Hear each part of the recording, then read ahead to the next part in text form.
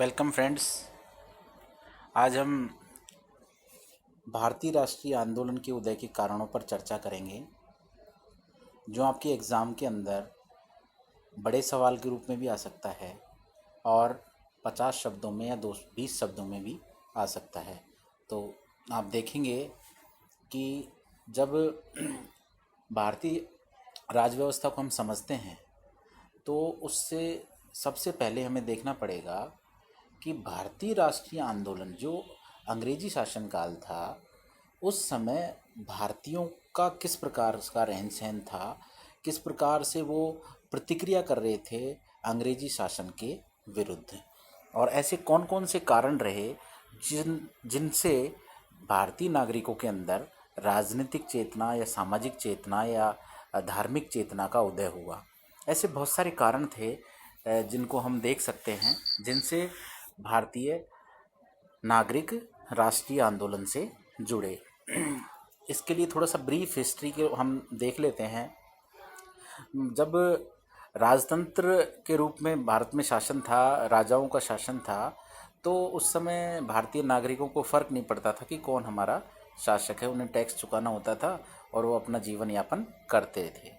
लेकिन जब समय काल परिस्थिति के अनुसार जब अंग्रेज़ प्लासी के युद्ध और बक्सर के युद्ध से भारत में जमे, तो उन्होंने प्रशासनिक सुधारों की ओर कदम बढ़ाया, जो हम विगत हमारे चैप्टर्स में पढ़ चुके हैं कि किस प्रकार उन्होंने रेगुलेटिंग एक्ट के द्वारा या 1909 के अधिनियम या 1919 के अधिनियम, 1935 के अधिनियम द्वारा सुधार किए थे। इन सुधारों के पीछे बहुत सारे कारण थे, तत्कालिक परिस्थितियां थी जिनसे अंग्रेज़ों ने सुधार हमारे लिए किए थे। तो हम सबसे पहले देखेंगे कि भारतीयों में जो राष्ट्रीयता की भावना है, उनको उदय होने में किन किन तत्वों का विशेष योगदान रहा। तो सबसे पहला जो इम्पैक्ट डालने वाला कारण था वो था 1857 की क्रांति। 1857 की क्रांति का तात्कालिक कारण तो हम थोड़ा सा मान सकते हैं कि चर्बी वाले कारतूसों की वजह से 1857 की क्रांति का 10 मई 1857 को मेरठ में आरंभ हुआ। ये तो उसका वजह हो गई। लेकिन इस क्रांति की वजह से क्या हिंदू और मुस्लिम एकता पर बल मिला, क्योंकि चर्बी के कारतूस थे, गाय और सूअर की चर्बी उनके कारतूस के ऊपर लगाई जाती थी, जिसे मुंह से हटाना पड़ता था।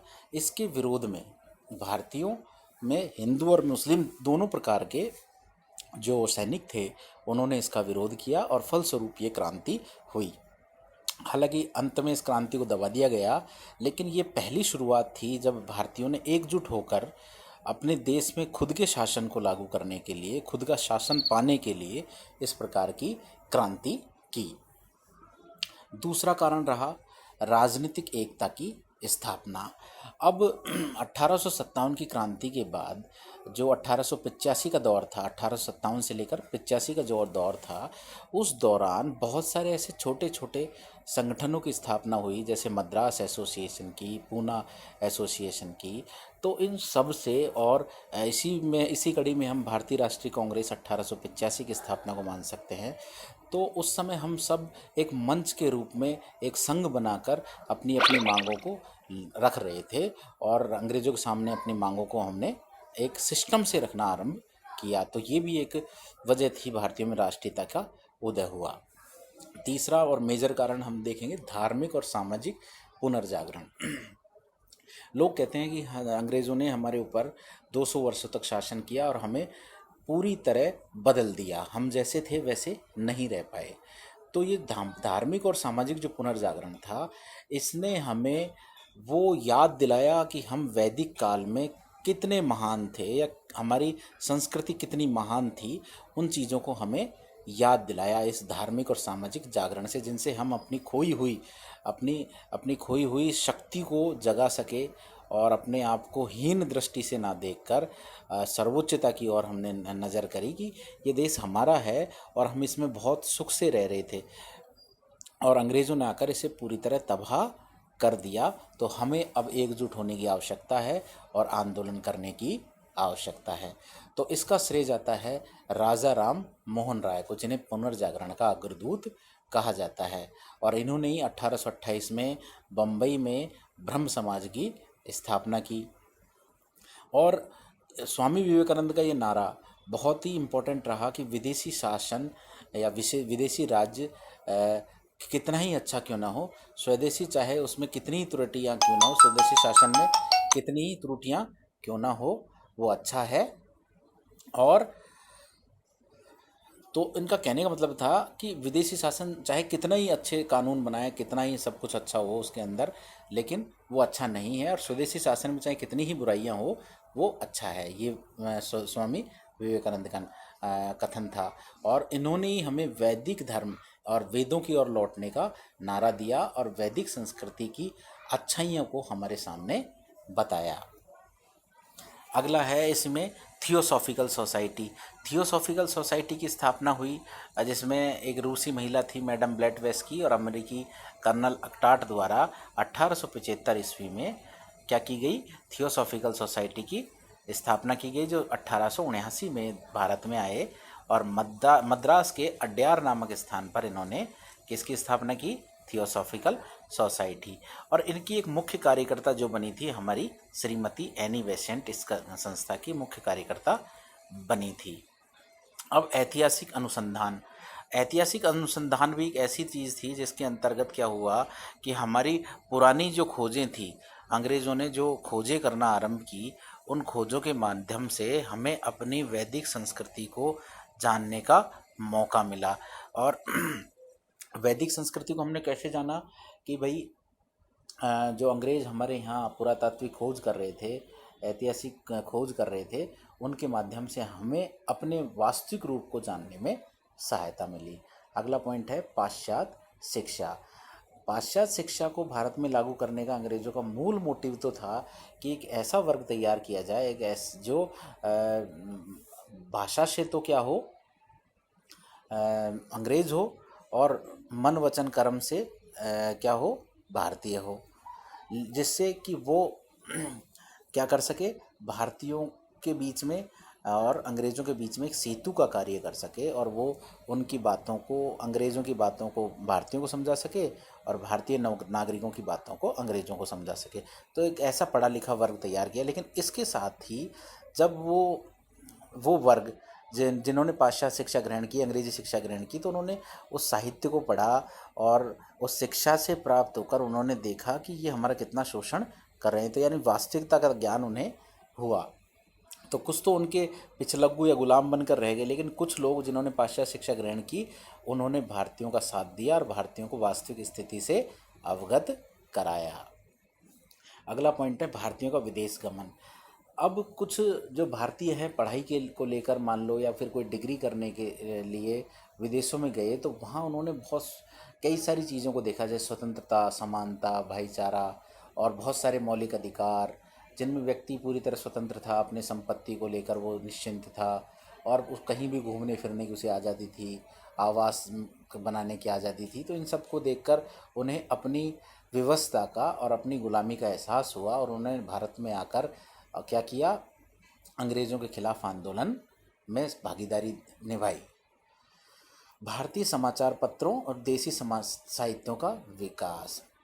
अब इस समय तक क्या हुआ, कुछ ऐसे लोकल अखबार आरंभ हो गए थे, यानी बंगाल में अलग, जैसे बंगाल गजट और संवाद कौमुदी और मिरातुल अखबार, ऐसे बहुत सारे अखबार या पत्रिकाएं ऐसे चालू हो गई थी, जिनसे भारतीयों को वास्तविक स्थिति से अवगत किया गया कि अंग्रेज़ हमारे साथ क्या कर रहे हैं। तो इससे भी भारतीयों को काफ़ी फ़ायदा मिला, और वो एकजुट हुए कि अंग्रेज़ हमारे साथ अत्याचार कर रहे हैं, अन्याय कर रहे हैं, तो वो हमें फ़ायदा मिला। आर्थिक असंतोष अगला पॉइंट है। देखो, अंग्रेज़ों का मूल मोटिव भारत में रहने का यही था कि वो आर्थिक रूप से भारतीयों को गरीब बनाते जा रहे थे, यानी कि उनका लगातार शोषण कर रहे थे। तो इस आर्थिक असंतोष को भी बड़ा कारण मान सकते हैं एकजुट होने का, क्योंकि जिधर देखें सब तरफ गरीबी ही गरीबी थी, कोई व्यक्ति अमीर नहीं था, और केवल अमीर कौन थे, अंग्रेज़ अमीर थे। तो सबसे पहले दादा भाई नारोजी ने धन निर्गमन का सिद्धांत देकर पहली बार ध्यान इंगित करवाया, जिससे क्या हुआ, लोगों में आर्थिक असंतोष था ही, और उस चीज़ को समझ के या पढ़ के उन्होंने अंग्रेज़ों के खिलाफ एकजुट होने का निर्णय लिया। और अगला पॉइंट है भारतीयों को उच्च पदों से अलग रखने की नीति। भारतीयों को क्या किया उन्होंने, जैसे आईसीएस की जो परीक्षा होती थी पहले, ऐसे उच्च पदों में उनको भर्ती करने के लिए पहले तो जी तोड़ मेहनत करनी पड़ती थी।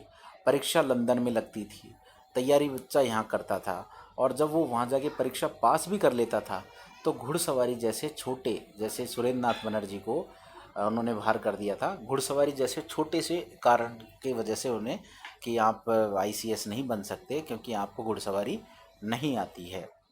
जबकि घुड़सवारी कोई ऐसी इशू नहीं है, घुड़सवारी व्यक्ति 15 दिन में सीख सकता है, 10 दिन में सीख सकता है। तो ऐसे उन्होंने भारतीयों को उच्च पदों से अलग रखने की नीति अपनाई। जो ज़्यादा मोर इंटेलिजेंट लोग थे, जो पढ़ाई करके या मैं कठोर परिश्रम करके उस परीक्षा को पास भी कर लेते थे, तो उन्हें छोटी मोटी टेक्निकल मिस्टेक से या त्रुटि से उनको बाहर कर देते थे। जाति विभेद नीति अगला पॉइंट है। जाति विभेद नीति के अंतर्गत हम देखते हैं वो काले और गोरे गोरे में इतना भेद करते थे कि उनकी होटलों के बाहर ये लिखा था रहता था, Indian and dogs are not allowed, यानी भारतीय और कुत्ते होटल के अंदर आना सख्त मना है।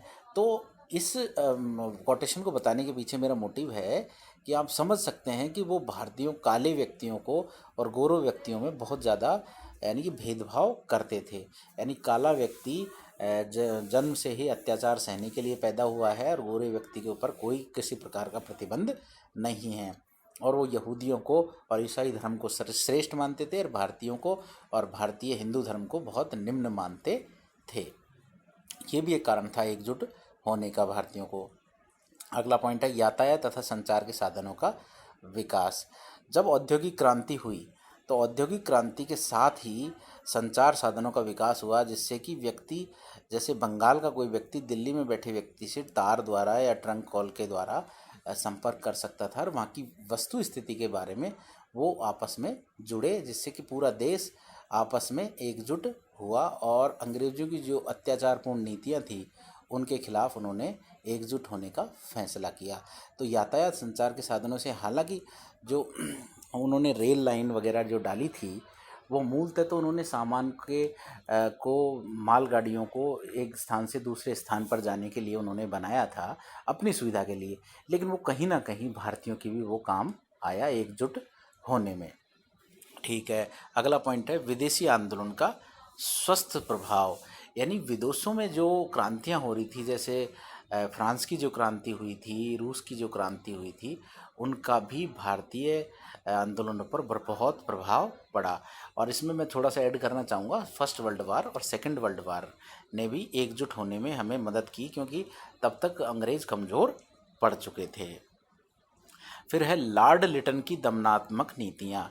1876 से लेकर 1880 के बीच मात्र 4 वर्ष लॉर्ड लिटन क्या रहे, हमारे गवर्नर जनरल रहे, और उन्होंने क्या किया, ऐसी दमनकारी नीतियाँ अपनाई जिससे कि भारतीय बिल्कुल ऊब गए, गले तक भर गए अत्याचार से। तो उन्होंने एकजुट होने का फैसला किया और वो कारण थे 1876 में उन्होंने भारतीय नागरिक सेवा की जो आईसीएस की जो परीक्षा थी उसकी आयु 21 वर्ष से घटाकर 18 वर्ष ही कर दी। तो यानी कि ये सीधा इम्पैक्ट था कि कोई भी भारतीय इसमें शामिल होगा, लेकिन 18 वर्ष तक कोई व्यक्ति इतना परिपक्व नहीं हो सकता कि वो परीक्षा पास कर सके। दूसरा, 1876 में उन्होंने जब भयंकर अकाल पड़ा देश में, तो महारानी विक्टोरिया को भारत की महारानी घोषित करते हुए दिल्ली में एक विशाल दरबार का आयोजन किया जिसमें करोड़ों रुपए को खर्च किया गया। फिर 1878 में वो क्या लेकर आए, वर्नाकुलर प्रेस एक्ट।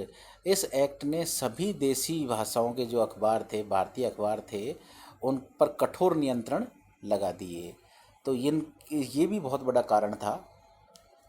और एक कारण था भारतीय शस्त्र अधिनियम पारित कर दिया कि भारतीयों को शस्त्र रखने पर क्या कर दी, रोक लगा दी। यानी कोई भी भारतीय बिना लाइसेंस के शस्त्र नहीं रख सकता था। कोई भी अखबार बिना अपनी अंग्रेज़ों की मर्जी के या उनको प्रूफ रीडिंग करवाए बगैर अखबार नहीं छाप सकता था।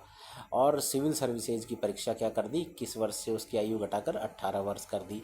तो ये बहुत सारे कारण थे जिनकी वजह से भारतीयों में रोष व्याप्त हो गया। अगला है इल्बर्ट बिल विवाद। इल्बर्ट बिल विवाद था 1883 में लॉर्ड रिपन के समय ये जो विवाद हुआ, इल्बर्ट विवाद, इसमें एक विधेयक रखा गया जिसमें भारतीय जजों को अंग्रेज़ों के विरुद्ध मुकदमे सुनने का अधिकार देने का प्रस्ताव था, लेकिन अंग्रेज़ों ने इसका तीव्र विरोध कर पारित नहीं होने दिया।